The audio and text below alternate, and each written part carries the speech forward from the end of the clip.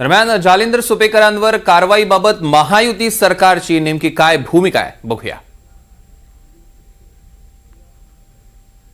भूमिका अतिशय स्पष्ट आहे की सरकारने त्यांना त्या पदावरनं साइड पोस्टला टाकलेलं आहे आणि आता या प्रकरणामध्ये जे काही आरोप होत आहेत त्या आरोपांची चौकशी केली जाईल।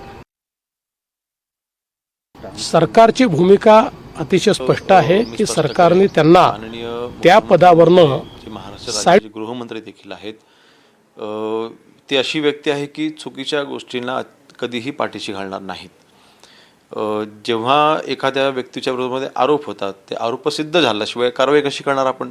आरोप केला म्हणून थेट आपण कधी कारवाई करत नाही, नंबर एक। नंबर दोन, जेल चे प्रमुख असताना जे काही त्याच्यामध्ये त्यांच्यावरती आज आरोप होत आहेत किंवा जे काही त्याच्यामध्ये फाइंडिंग्स आहेत त्या बाबतीमध्ये काही केसेस आता सध्या कोर्टामध्ये पेंडिंग आहेत। काही केसेसमध्ये कोर्टांच्या आदेशानुसार काही टेंडरमध्ये आपण त्यावेळेस हे बदल केलेले होते।